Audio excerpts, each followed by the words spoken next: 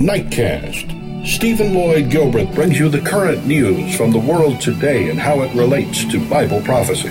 Understanding the end-time events leading to the peaceful world tomorrow. Ladies and gentlemen, Stephen Lloyd Gilbreth. Greetings, friends, and welcome to this April 17, 2014 edition of Nightcast.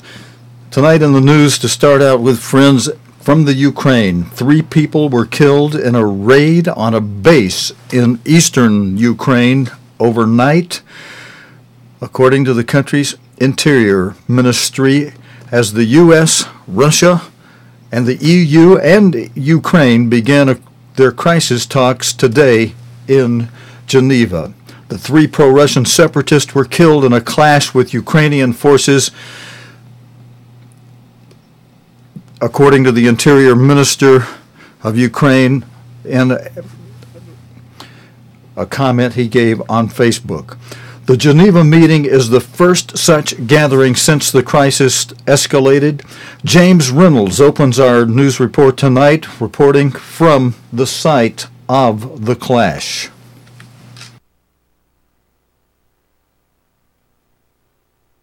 This is the aftermath of last night's attack on this Interior Ministry compound here in Mariupol. The officials here say that the attack by pro-Russian protesters started at about 8 o'clock in the evening. We're told that it got violent at about 10 o'clock in the evening. This is one of the Interior Ministry jeeps which was damaged and almost entirely smashed up. In fact, if you look over here, there's this guy with a clipboard. He's one of the officials noting the damage, and this lady has been going around with these numbers pointing out the damage here. Essentially, last night, the protesters managed to get to the gates. You might be able to see, look, these are the gates which were smashed in. They even managed to get a bit further than that. We're told that about 10 o'clock in the evening, the Ukrainian Interior Ministry forces started fighting back. That battle went on till about 1 o'clock in the morning. The Ukrainian Interior Ministry says that a number of people were injured, a number of the attackers were injured.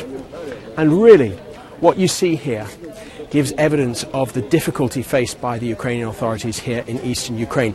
They want to try to take back the buildings they've lost to pro-Russian forces. They haven't been able to do so, and now they're having to spend most of their time defending their own bases. And friends, more on what's happening in the Ukraine. Russia's President Vladimir Putin has dismissed accusations that Russian forces were behind recent unrest in eastern Ukraine cities. He made the comments on a live phone-in program on Russian television where he was answering questions from people across Russia, including Crimea, which was annexed by Moscow last month. And you may be surprised after this video. I'll tell you who else made you may have heard about this already, but I'll tell you who else made a very special appearance or phone-in during that live program from Russia today. Here it is from the BBC.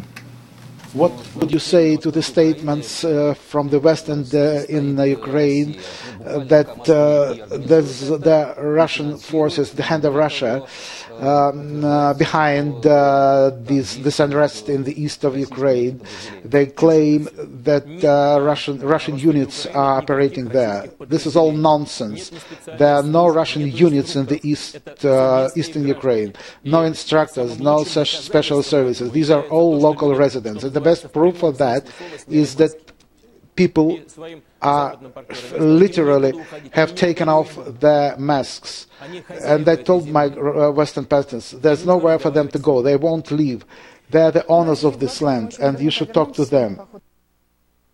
And friends, appearing on that program today, Edward Snowden called in and asked Mr. Putin if Russia was not doing the same thing that the United States was doing. Was Russia not spying on its citizens? And in effect, Mr. Putin answered, we don't have the technology to do that the way the United States does. And and makes you want to think, though, or makes you think, or maybe Mr. Snowden might be pushing his luck a little bit. In fact, Mr. Putin might he did not, but he might have well said, considering your situation and your asylum, which is about to run out now, and which was only a 1-year asylum in Russia, you might want to watch your P's and Q's a little bit. Are you not pushing your luck just a little bit with asking questions like that, when Russia's been the only country that feasibly made available asylum to Mr. Snowden? He's still wanted for espionage by the United States. But let's see. Let's go on with a story that I think will get the attention of a lot of us, from a religion that keeps the Jewish holy days, or God's holy days, but the same as the Jews do it. Because this next video will reveal how there is a great deal of anti-Semitism that is forcing Jews out of France, says Israel. France is not the only place, but this is a story from today's news. Israel has said an increasing number of Jewish people are migrating to the country, to Israel, from France because of a rise in anti-Semitism. You'll hear in this video how around 3,200 people left last year, a 63% jump when compared to 2012. Christian Fraser reports from Paris. Dr. David Tibi is a successful dentist, married to an equally accomplished doctor, and he's the president of the Jewish community for the Greater Paris region. But this summer, Dr. Tibi will leave France. The house has been sold. The family and his 5 children will leave with him on a one-way ticket to Israel. It's not just the attacks, it's the looks, the insults, the tensions you feel every day, and so life becomes more and more difficult. In Hebrew, emigrating to Israel is known as aliyah. This Paris office helped 3,200 people leave last year. Out of 500,000 Jews in France, that may not seem so significant, but it's 63% more than the number that left in 2012. They love Israel, and many feel unwelcome here in France. And with the economy going so badly, many ask themselves, why stay? This is what many hope to leave behind. A rally in Paris in January, the day before Holocaust Memorial Day. At least 17,000 people marched. Jews, get out of France, they shout. Of course, it's not just Jews that are leaving France at the moment. There are plenty of other communities struggling in these tough economic times. And with record unemployment of 11% here compared to 6% in Israel, maybe we shouldn't be so surprised that more and more young French Jews are thinking of emigrating. The Israeli government is now actively encouraging the immigration of French Jews, with more aid for those that move, as well as wider recognition of French diplomas and qualifications. But the rabbi of this synagogue told me he's not unduly worried by recent trends. If I'll be running the Aliyah office, it's for sure that the Aliyah is going crazy. I get phone calls and the whole day and the whole day and the whole day. But at the same time, this is only a small little percentage. The Aliyah always existed. And sometimes there's even more numbers than today. Perhaps then it is a matter of perception. Though an EU survey published recently suggests 40% of Jews in France will now avoid wearing clothing that identifies them. Jews afraid to be Jewish. Christian Fraser, BBC News, Paris. Thank you, Christian Fraser. And friends, now in our next report, which let me scroll up onto the screen in front of me, because I'm going to have to read to you some of this report. I'll have video from France in just a moment, and also video from the UK in a moment as well, related to this story. That anti-Semitism, certainly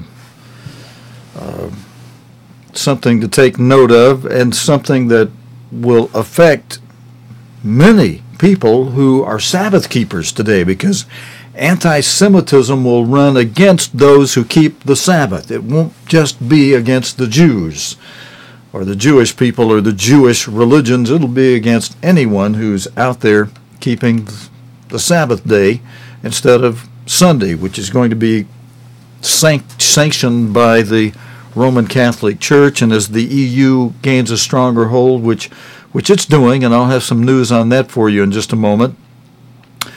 But in this next story, now I don't have video coming up. I'm going to let's roll back the video that we had related to the story on Russia's appearance. I'm going to roll that forward just a little bit until Putin comes on the screen, because what I want to talk to you about is several things related to this. Maybe we can just freeze it on that big picture right there. Again, Edward Snowden. Well, I thought we were going. There we go. We'll freeze it on Putin right there. Edward Snowden called in on this program today. He also made an appearance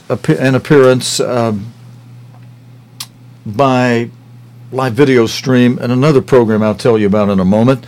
Edward Snowden, as you know, friends, or as most of you know, should know, the big news has been big on him for the last year. He's wanted by the U.S. prosecutors. He spoke to European MPs via a video link from Moscow. So he called in, and he, as I mentioned to you earlier, he asked Putin, was Putin spying on the Russian citizens? But in another program, he called in and said, we live in strange times when the most negative reaction to the end of a piece of EU legislation comes from British officials. But that's what happened today when the European Court of Justice struck down the Data Retention Directive, a rule that required telecom companies to store communications data of EU citizens for up to 2 years. The directive was introduced in 2006. Now, the directive, again, to store communications data of EU citizens for up to 2 years. That directive came, again, introduced in 2006 after the London and Madrid bombings to help fight organized crime and terrorism. But the ECJ, the European Commission Justice, said it interfered in a particularly serious manner with the fundamental right to privacy and the protection of personal data. There was obvious concern in London. A government spokesman said the legislation played a crucial role in ensuring national security. So the UK was in favor of this directive, but here all of a sudden the European Commission has just junked it. A British spokesman said, we cannot be in a position where companies are unable to retain this data, the communications data, for up to 2 years of its citizens and of people in the EU. Elsewhere, reaction was rather different. Many MEPs, members of European Parliament, put out statements welcoming the ruling against the data keeping as a victory for privacy campaigners. And in Germany, where privacy is an issue of great political sensitivity, the directive has never been implemented. So isn't that an interesting point too, friends, how Germany, the European Commission had a directive, but Germany never implements it. So Germany was not following what you might call EU, European Commission law. The German government says it will now draw up a new law. German government will draw up a new law that reflects the public mood. All this happened on a day when the American intelligence fugitive contractor Edward Snowden was addressing the Parliamentary Assembly of the Council of Europe, PACE, the Parliamentary Assembly of the Council of Europe, again PACE, by video link. Mr. Snowden told the hearing that, quote, dragnet mass surveillance is ineffective at preventing terrorism, end quote. It is an argument that will run and run, according to my news headline here, how to find the right balance between security and personal freedoms. In some countries, concerns surrounding privacy will be an election issue. Let me check something, friends, see if I have quotes around this. I do.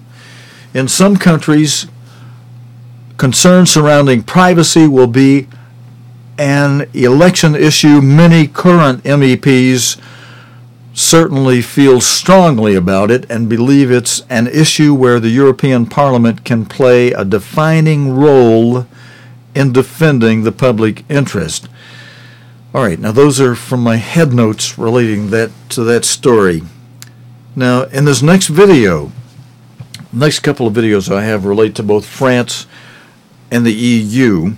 I'm sorry, France and the UK, who are unhappy with this ruling today by the European Commission to do away with that directive to keep communications data for up to 2 years.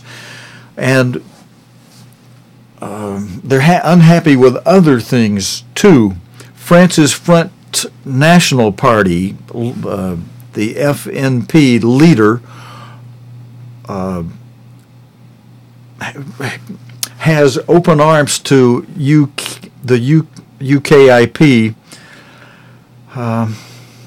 French Far-Wing Front National. Let me get the video up on this just a moment, friends.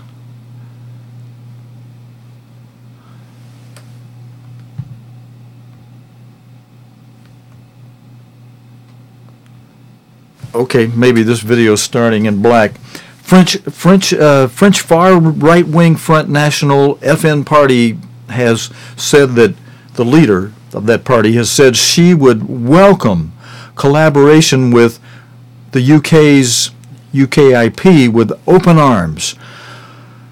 She told the BBC Newsnight, let me see if I can roll this. I don't want to.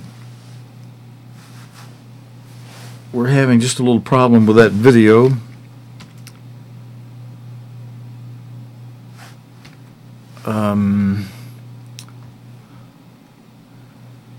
Just one moment, friends. Let me line that up because I'd like you to hear that. I've got two videos that are locking up on me here. This one might play. Let me see. No? Okay, and let's try this one. All right, well, I'm going to have to skip those two. But both France, and I'll just tell you, both France and the UK have some issues against EU agenda. And so it's interesting that both Reuben and Ephraim are at least a big part of some of the parties of Reuben and Ephraim are in harmony, in opposition to things happening in the EU. And friends, ultimately, as we watch the shaping and the coming together of this EU into either 10 states or 10 regions, 5 from the east, 5 from the west, that give their power to what the Bible refers to as a beast, which will then revive the old Holy Roman Empire for the last time, for the resurrection of the seventh and final head of the old Holy Roman Empire. And that will lead, let's put our chart up on the screen for just a moment, that will lead to the fifth seal of Revelation 6, that Jesus Christ that is depicted as the Great Tribulation. Jesus Christ described it in Matthew 24, Luke 13, Mark 8 as, or Mark 13 and Luke 21 and Matthew 24 as a time of great martyrdom, the affliction of and martyrdom of saints. It'll be the time of World War III, the time of, again, the revival of the old Holy Roman Empire, when a new emperor is crowned out of Frankfurt, Germany. And it'll be composed of 5 nations, 5 regions of the East, 5 nations, 5 regions from the West. One depicted in the Bible as miry clay, the other depicted as iron. And iron and clay do not mix. In other words, they won't get along, is what the Bible is telling us. And already there's a lot of rumblings and things and upset, and the Israelite nations of France and the UK are not happy with a lot of EU happenings. The EU is about to do the United Kingdom, the UK is about to do what they call an EU referendum to vote whether they want to be part of the EU or not. And there was a big debate today. I had some video on that, but it's not showing up. And there was arguing back and forth. And again, one of the parties in France very much in alignment at this moment in time with the UK in arguing against a lot of the EU policy. And so ultimately, what I'm trying to point out here is that the Israelite nations, France as Reuben, the UK as Ephraim, will ultimately either take themselves out or be kicked out of this EU combine, that will eventually become a complete confederacy, a federation, like unto a United States of Europe that'll be headed by an Assyrian emperor whom the Bible calls a beast. Probably, again, will be crowned right in Frankfurt, Germany, the headquarters, the home of the ECB, the European Central Bank, also the home of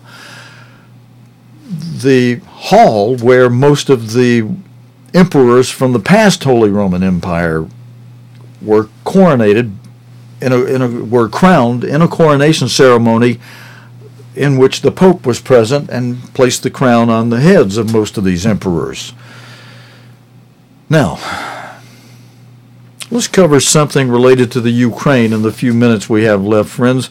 There's a lot of news tonight. I want to zip through some of it. We're going to go a little bit longer. This is Thursday night. We're not on again until Sunday. There are a lot of things. Sit back, grab your cola, grab your beer, whatever. Sit back and become aware of some of the things happening today that are significant, that we need to be doing, as Jesus Christ told us to do in Luke 21, verse 36, to be watching world events and actively praying about them, taking a part in prayer and asking, hey, God, intervene over here, intervene over there. Remember what you said about this. Of course, he's wakeful and watchful and regarding his word, but he wants to hear from us and have our heart and involvement in it too. And who knows, one of us may come up with an idea from something we see in the news that might move God. We might say, hey, Father, have you considered this? He might not have. He might say, that's a good idea. That move over there, that tricky Satan pulling off this one, well, let's have a little fun with that, and let's do this or that, But the ultimate objective and aim to cause what God's Word has said will happen to come about, and that will, let's put this chart back on the screen for a moment, that will result in the third seal doing its full thing, the black horse, the seal of famine. Ultimately, 1/3 of the whole world will die in famine. Ultimately, under the fourth seal, 1/3 of the whole world will die in disease epidemics, pestilence, plagues. And this seal also includes earthquakes and commotions in the air, gale force winds of all kinds, commotions on the ground, including not just earthquakes, but also tsunamis, volcanic eruptions, etc. We'll see those more and more in diverse places as we get closer to all this about to culminate in a third of the people dying from famine, a third of the people dying from pestilence, disease epidemics, and a third of the people dying in captivity. Once the fifth seal hits, World War III begins, a martyrdom of the saints begins. The beast power will be operating with an emperor over the revived Holy Roman Empire. So there you've got your third, fourth, and fifth seals. A little review of what we're going to be watching for. We've already been seeing a lot of famine, a lot of disease epidemics, a lot of earthquakes, a lot of commotions in the air, all kinds of hurricanes. We've been seeing weather disruptions, drought, the biggest drought ever now in the United States and in several places throughout Europe and around the rest of the world. Friends, these things are happening right in front of our nose right now. Mr. Armstrong told us several times, hey, brethren, wake up. And I hope we're watching and realizing these things are active. This thing could roll together quickly. What's happening in the Ukraine crisis, could help really spring together the way the EU shapes up to fight Russia and the opposite, what Russia and the Russian people, part of the Russian-speaking people who are in the Ukraine, the discord is happening over there and the split of that country, how that could push together the EU into a United States of Europe. All right, now I've got a story or two I want to play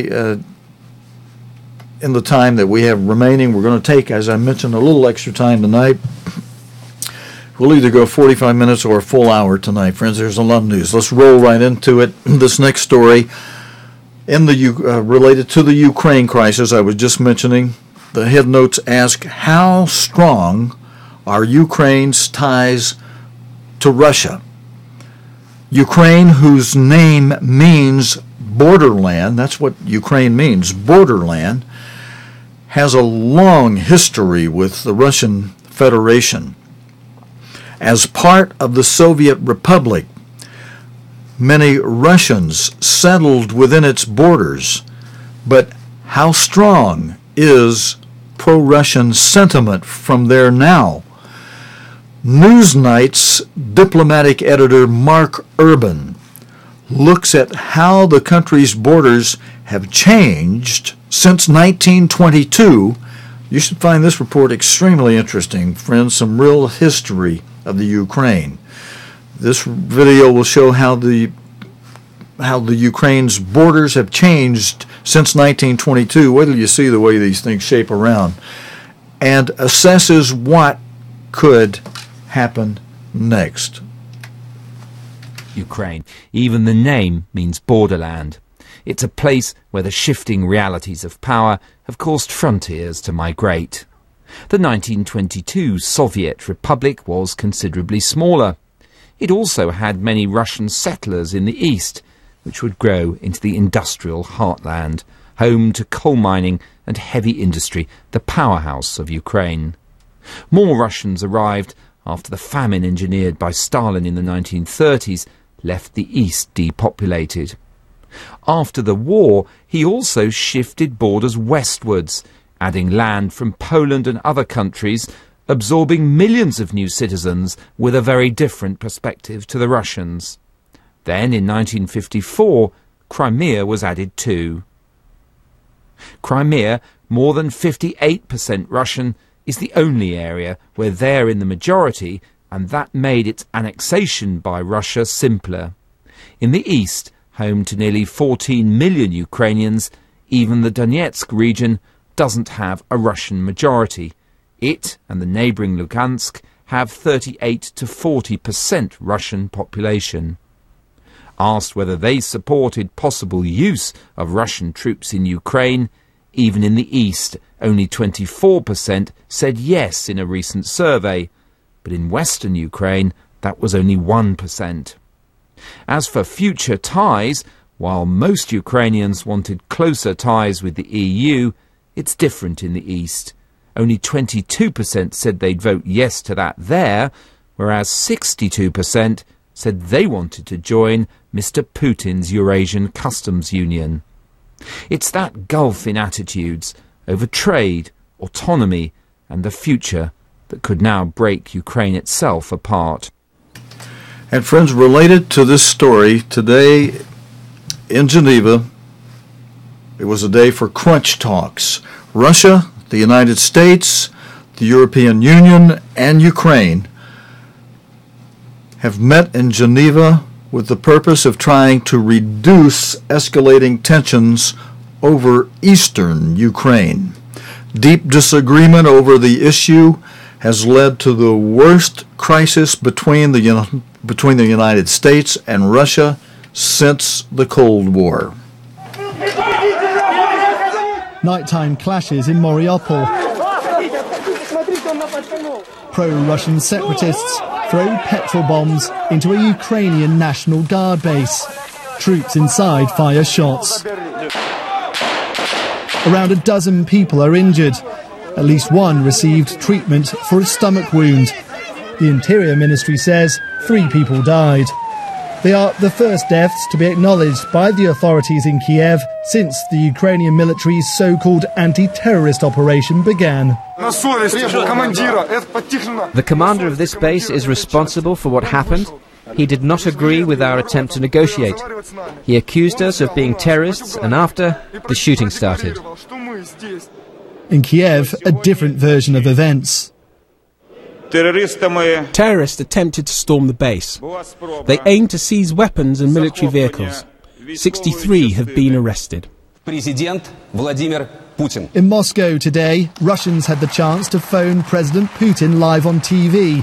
He told viewers Kiev was responsible for the chaos in Ukraine. They moved tanks and aviation against civilian population. This is another very serious crime of current rulers of Ukraine. The diplomatic focus has now shifted to Geneva and negotiations between the US, EU, Ukraine and Russia. The West is threatening more sanctions against Russia, which it blames for the unrest, something Moscow denies. Hopes of a breakthrough are slim. In Donetsk, government buildings remain under the control of protesters who say they're not going anywhere unless this region gains more autonomy. The new leaders in Kiev seem to be in an impossible position to fight a battle they probably can't win or to give in to pro-Russian demands. Duncan Crawford, BBC News, Donetsk. Thank you, Duncan. Friends, yesterday we showed you video of the South Korea ferry that sank with 478 people on board. I believe it was 478, some number close to 500. And only, I've got the number in front of me now, 475 people were on board and 278 are still missing. Some amateur footage, amateur video from aboard the listing vessel has been released to the media. The vessel named Sewol, S-E-W-O-L, was traveling from Incheon Port in the northwest to a southern resort island. Here's the amateur video. It shows the scene listing heavily to port. You can see there the kind of bizarre angle and people holding on for dear life before the ferry sank. And I mean, you know, one of the things that strikes you just looking at it, does seem very calm, no sign of panic.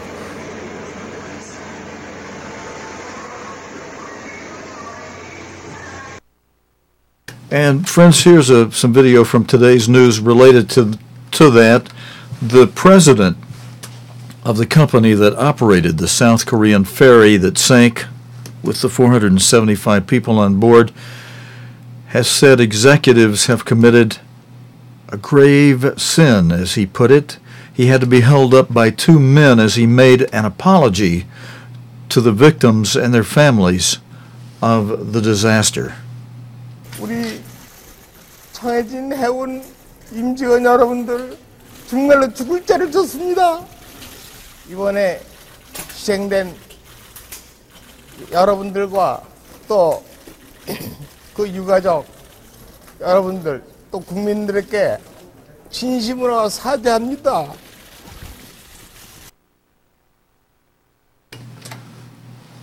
And friends, a disaster in another part of the world.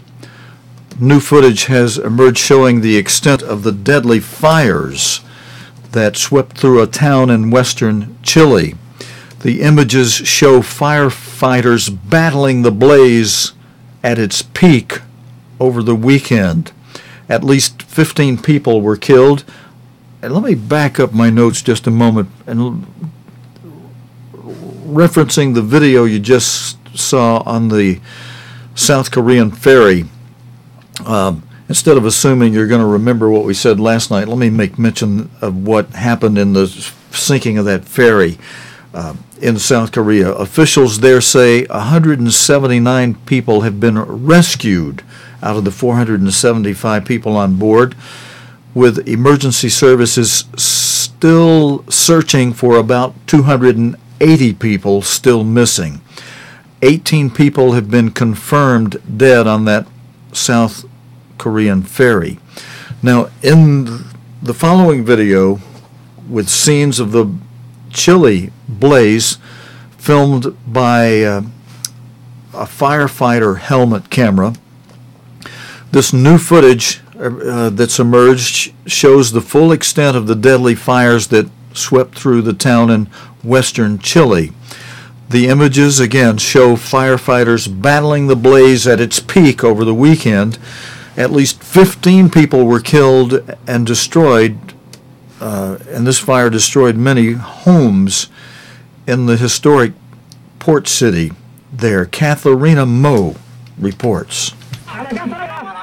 In the pit of the deadly forest fires that swept through the Chilean town of Valparaiso. At its peak over the weekend, firefighters were able to capture this footage wearing cameras on their helmets. Buildings consumed by the flames. It's estimated at least 2,000 homes have been destroyed. Firefighter Thomas Reyes recalls what happened. Our unit was sent to support Valparaiso. We knew this could mean only one thing. The field units had been overwhelmed. The experience affected us tremendously. On the one hand, we were very happy to have saved many lives, but on the other, we were frustrated we couldn't do more. High temperatures and strong winds fueled the fire, which swept into the poorer areas where the houses were made of wood. At least 15 people were killed, and the blaze left thousands more homeless. Chilean forestry officials say it could take weeks before they fully extinguish the remaining fires. As locals begin to count the costs, investigations into how the fire started are underway, but so far officials say it remains unclear. Katharina Moe, BBC News. Thank you, Katharina. Friends, the Duke and Duchess of Cambridge have visited one of the areas devastated by Australian bushfires 6 months ago. Now their visit is a current visit, but these bushfires occurred 6 months ago in Australia. The royal couple visited the Blue Mountains, speaking to people affected by the fires. They made this visit before taking in one of the most famous landmarks of Australia. Nicholas Witchell reports. To be a successful royal, you must be a good listener. People want to tell you their stories. On their first full day in Australia, William and Catherine went to the town of Winmalee in the Blue Mountains west of Sydney. Last October it was severely damaged by some of the worst bushfires in recent years. Nearly 200 homes were destroyed. William and Catherine talked to some of the people who'd lost their homes. Their presence was appreciated.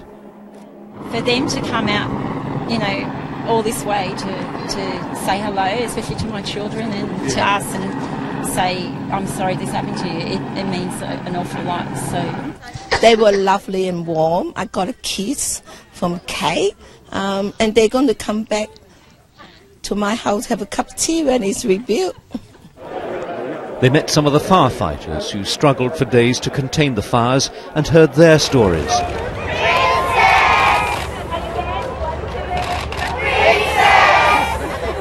And then something else you encounter a lot. people singing songs in your honour. This time it was the Girl Guides singing for someone they regarded as a princess. Sightseeing next at a place called Echo Point, and one of those moments when a couple tried to take in the scenery and enjoy a brief moment of tranquility. Some hope. Over there, 2 people watching the view. Over there, countless hundreds of people watching them watching the view. And of course, everyone wants their own photo. These days, the jackpot is a selfie with one of them. There weren't so many of those today, but for some, a long and patient wait was rewarded with a brief chat. A moment when it's best not to come over all bashful, but to keep your head. Talking of which, here's a prince peering over a cliff. Just as well he kept his. Nicholas Witchell, BBC News, in the Blue Mountains. Thank you, Mr. Witchell. And, Prince, that report was from today. I have the video of Mr. Witchell's report from yesterday on the Duke and Duchess travels through Sydney area of Australia. Let's watch that now.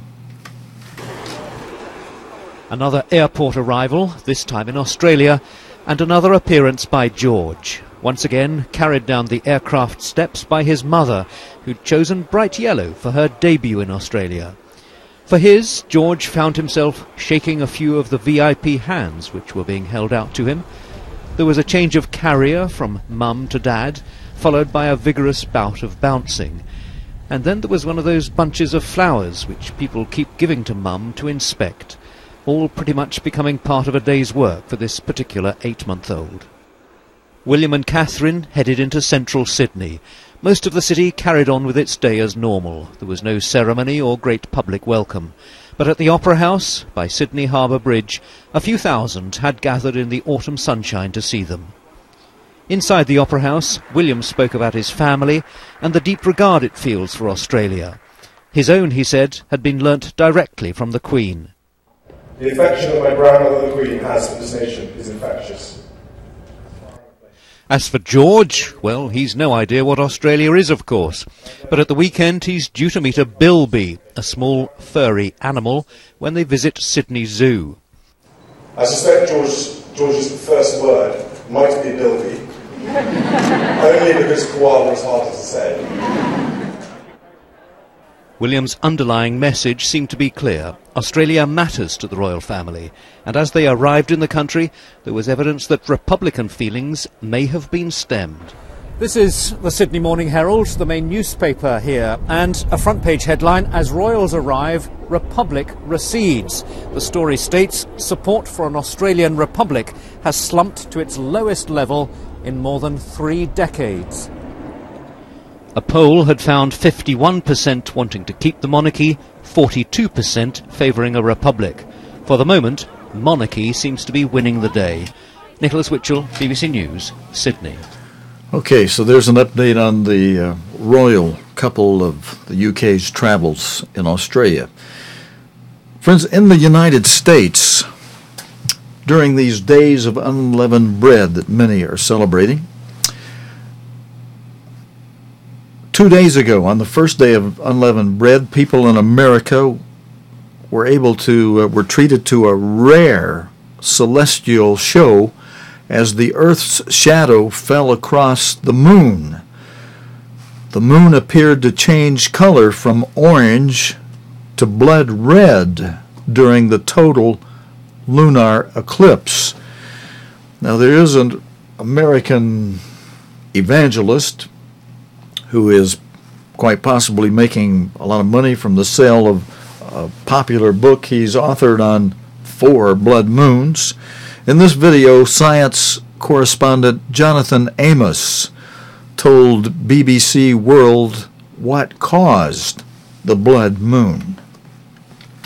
What happens is the moon is going behind the Earth. If you were to draw a line between the sun, the Earth, and the moon. And so the only light that's reaching the surface of the moon is that light which is filtered through the Earth's atmosphere and refracted, and then landing on the moon's surface. And so depending on how much dust there is in the Earth's atmosphere, will determine what color, what hue arrives at the moon's surface. And so if we have a lot of volcanic eruptions, for example, that puts a lot of dust in the atmosphere, and it turns this lovely copper red. And sometimes it can look really quite deep, quite a deep red. On other occasions, it can just look like a sort of a murky pink. But we'll see how it unfolds and see what pictures arrive from different people, particularly in the Americas where it's best viewed. And it's one of those spectacles that is, if you get a chance to see it, it's something that you can just gaze up and look at. Whereas, with a total solar eclipse, which is where the moon is passing in front of the Earth as viewed against the sun, it can be quite dangerous to look at. But this is perfectly safe. And friends, related to things in the sky like this and this season that we're in, this time of, for some people, the days of unleavened bread, for others, a time of, this coming Sunday is the day the world will be celebrating the very popular pagan holiday of Easter. And it's a time when people think of Jerusalem. And I've got a video from today's news that shows tour guide Sharaga Ben Yosef, who took BBC News on a quick trip. This is going to be a zipper of a video around the holiest sites in Jerusalem's walled city. I need to tell you before we show you this, the camera in this video is by Alan Farago and Avi Halfan, and the editing was done by Alan Farago. I think you'll enjoy this. Hello to you from the old city of Jerusalem. My name is Shraga Ben Yosef. I'm a tour guide for quite a number of years, and I'm going to take you to an exciting and a moving experience exploring the holy sites within the walled city of Jerusalem. Let's go. This is the Jaffa Gate, which is one of the 7 open gates of the old city of Jerusalem, and now we are within the walled city, which is divided into 4 different quarters. Tourists and pilgrims from all over the world do their pilgrimage to Jerusalem. This is the city which means so much to the 3 major monotheistic religions: Judaism, Christianity, and Islam. Here it is, one of the most significant and meaningful Christian sites in the world, the Church of the Holy Sepulchre, which marks, according to many Christian groups, the site of the crucifixion and the burial of Jesus 2,000 years ago. Now we are on the way to the Muslim Quarter, the largest quarter within the walled city of Jerusalem. We are going to go to a very exciting and interesting market known as the Market of the Incense and the Perfume, known in Arabic as Souk al-Atarin. You can smell the incense. See how nice and how picturesque is this part of the old city. This is a part of the reconstructed Jewish quarter. This is an old street over here known as the Cardo. You see on my right hand side some of the old shops here. In the Jewish quarter there are a lot of Jewish synagogues. Also there are a lot of religious schools known as yeshivot. Here we go up. We have an outstanding view of the old city of Jerusalem. Here it is, Haram al-Sharif, the Dome of the Rock, which commemorates, according to the Islam, the site of Muhammad's ascension to heaven after his visit to this place. We are on the way now to the Western Wall. It was known also for many, many years as the Wailing Wall. The Jews used to come and wail and mourn over the destruction of the 2 temples. Here it is, the Western Wall, a fraction of a retaining wall built by Herod in order to form a huge platform on which the temple was built. Jews believe that the presence of God dwells over this wall over here. I hope you enjoyed the tour of the old city together with me, and hope to see you soon. All the best, Sharaga. Shalom. Hey, I enjoyed that tour very much. Thank you very much. BBC News comes up with some really outstanding video and material. Do they not, friends? A big salute to the editors, the video people, the whole staff, the whole super corporation of the British Broadcasting Corporation, the BBC. Friends, I want to end with something tonight this is the time of the days of unleavened bread, when we're eating bread that's a lot lighter. It's maybe it's heavier in one way without the leavening, without the agent that causes it to fluff up, and be puffed up. But I want to end with something light. Many of you have heard of cat burglars. That usually means a person that is very cat-like and able to stealthily slip in and steal something and whisk out with it and not be noticed. But in this video, a feline burglar in Luton, England was caught on camera, and we're going to show that to you tonight. A Bedfordshire cat has become a celebrity after stealing clothes and other items from neighbors. Dennis, a 2-year-old black and white cat, has stolen underwear, shoes, shirts, paintbrushes, and even a doll. He brings them all back to his embarrassed owner, Leslie Newman, at her home in Hallsmere Close, Luton. This video is from the cat owner, Leslie Newman.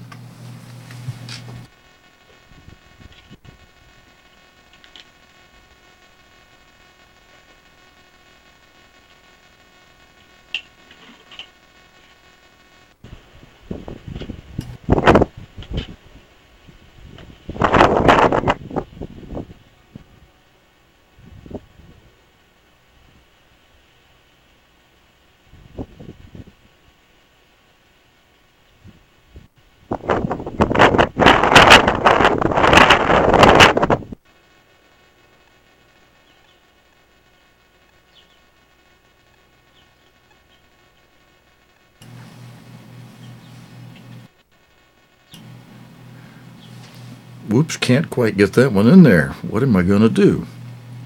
Well, we're going to try this again. Here we go.